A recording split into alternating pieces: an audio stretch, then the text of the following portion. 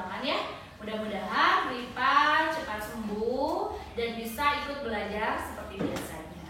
Amin. Untuk hari ini kita akan belajar tentang teks fiksi dan non-fiksi.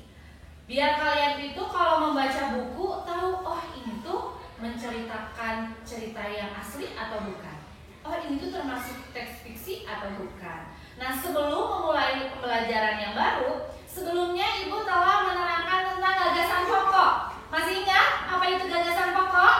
Masih. Cung, siapa yang bisa menjelaskan apa itu gagasan pokok? Cung. Boleh ini Naila, boleh apa Naila? Ide pokok atau gambaran dari suatu paragraf. Ide pokok, gagasan pokok adalah ide pokok atau gambaran dari sebuah paragraf. Betul tidak? Betul. Jadi setiap paragraf itu pasti memiliki ide pokok atau gagasan utama yang menggambarkan paragraf tersebut menceritakan tentang apa. Nah, selanjutnya kita akan belajar tentang teks fiksi dan non-fiksi ya. Nah, teks non-fiksi itu adalah teks yang berdasarkan kenyataan nyata yang memang telah dibuktikan melalui boleh itu penelitian atau memang yang terjadi di kehidupan sehari-hari atau fenomena alam ya. Jadi nyata, bukan bohongan. Itu adalah teks non-fiksi. Cerita nyata ya berasal dari fenomena alam atau kejadian-kejadian nyata yang ada di kehidupan sehari-hari yang memang dialami bisa oleh penulisnya atau orang lain. Nah, itu adalah teks non-fiksi. Sedangkan teks fiksi adalah teks yang ceritanya itu berupa hayalan. Berarti kalau hayalan nyata atau tidak? Tidak. Ya.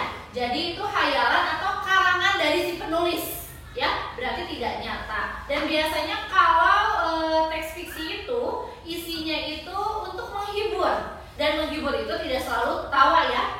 Kan ketika kalian membaca sebuah teks yang sedih, itu juga sebetulnya kalian itu berarti membacanya sungguh-sungguh dan penulisnya itu menuliskannya dengan baik sehingga kalian itu terbawa suasana. Nah itu juga sama, terhibur. Jadi terhibur itu tidak selalu senang ya.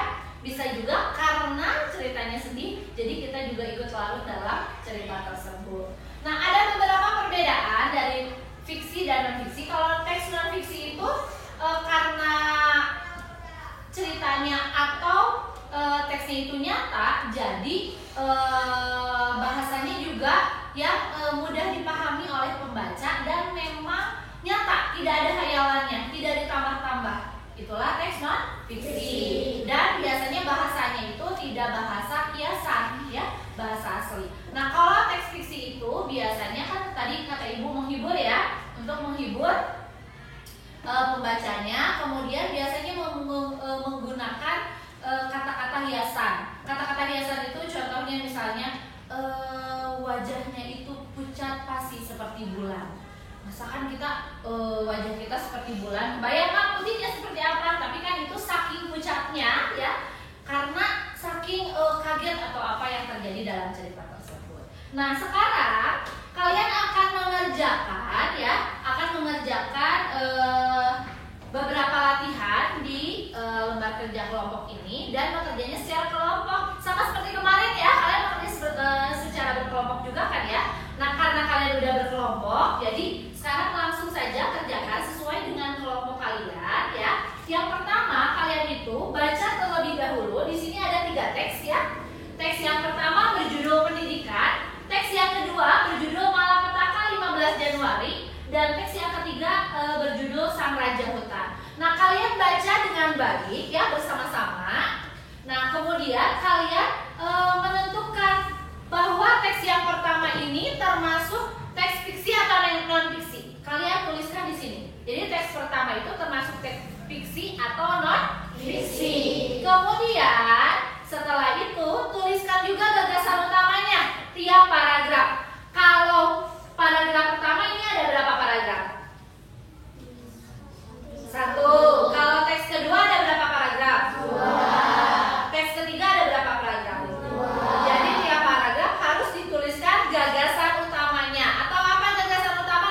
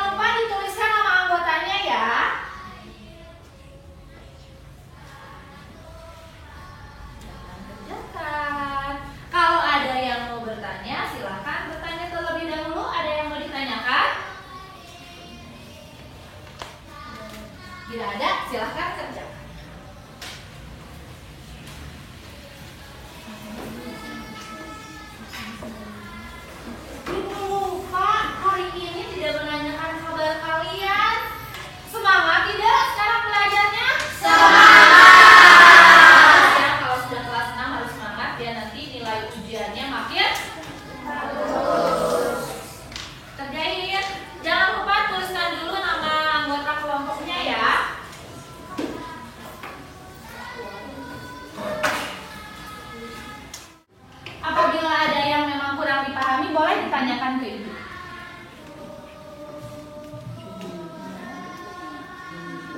Di sini juga dari judulnya sebetulnya bisa langsung dianalisis itu termasuk non fiksi atau fiksi, ya. Apalagi kalau ada tanggalnya gitu. Biasanya kalau ada tanggal yang memang itu nyata berarti terus yang diceritakannya ada pembahasan juga itu termasuk fiksi atau fiksi, ya.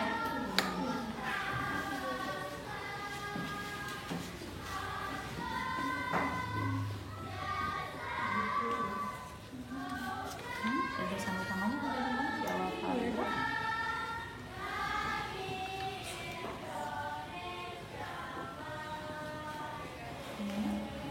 Nah, ini bisa ada tentang ini menceritakan tentang hewan kan berarti. Nah, walaupun memang hewan tersebut kuat, tapi memang raja bukan di hutannya. Bisa nggak hewan itu menjadi raja? Ya, berarti kan bisa dilihat dari judulnya juga apakah itu fiksi atau non fiksi ya? Bisa ya? Ada kesulitan? Pahami dulu dengan baik kalau memang kalian bisa menganalisisnya. Oh iya, ini tuh memang nyata. Kemudian ada di kehidupan sehari-hari dan tidak ada rekaan. Berarti kan itu adalah teks fiksi atau non fiksi? Fiksi. Fiksi atau non fiksi yang nyata? Fiksi.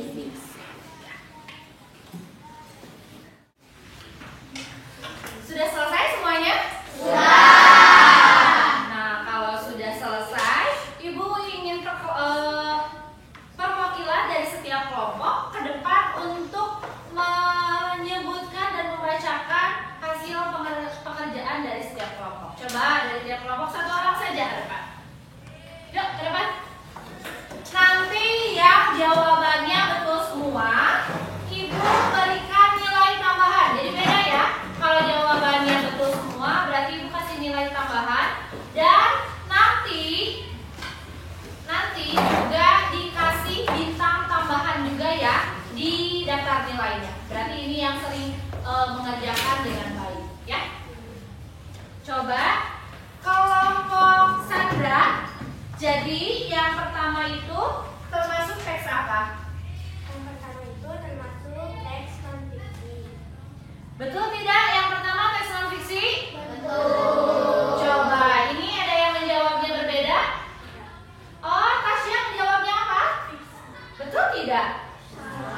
Salah. Kenapa yang nomor 1 atau teks yang pertama itu non fiksi? Karena ini bercerita tentang pendidikan. Menceritakan pendidikan yang memang nyata ada di kehidupan sehari-hari kita ya. Memang pendidikan itu dibutuhkan oleh semua orang dan memang itu tuh berarti termasuk teks non fiksi. Nanti perbaiki ya Tasya ya. Lanjut nomor teks yang kedua. Lanjut Tasya. Termasuk fiksi atau non fiksi? Termasuk non fiksi, betul tidak? Betul. Kenapa? Karena memang yang teks yang kedua itu kejadiannya nyata ya. Jadi ada apa itu? Yang kedua itu kejadian pada tanggal 15 Januari ya. Nah, lanjut teks ketiga, Naila. Fiksi. Teks yang ketiga betul tidak fiksi? Betul. Kenapa fiksi?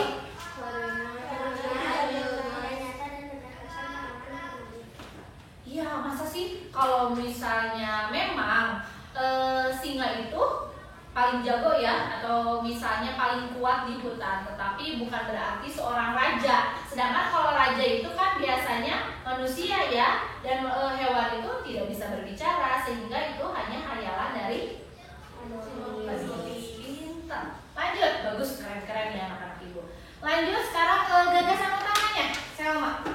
Gagasan utama dari teks pertama. Pendidikan memiliki fungsi yang berarti untuk membawa kesuksesan. Bagus, keren-keren ya jawabannya.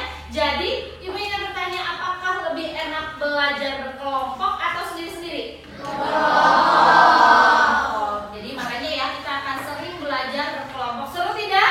Seru. Jadi bisa sambil bertukar pikiran dan bisa, oh kalau saya nggak bisa nanyain langsung juga ke temannya ya. Terima kasih untuk jawabannya. Tepuk tangan dulu. Silakan dulu. Nah, karena jawaban dari kalian itu bagus, keren-keren. Nanti Ibu nilai juga. Kalau yang nilainya besar, Ibu kasih nilai tambahan juga untuk nanti kalau ulangan dan dikasih bintang di buku nilainya. Berarti kalau yang bintangnya banyak seperti biasa ya. Nanti kalau nilainya agak kurang, itu nilai tambahannya dari bintang. Karena bintang 1 bintang aja udah masih 10 poin nilai tambahan. Ya. Nah, gimana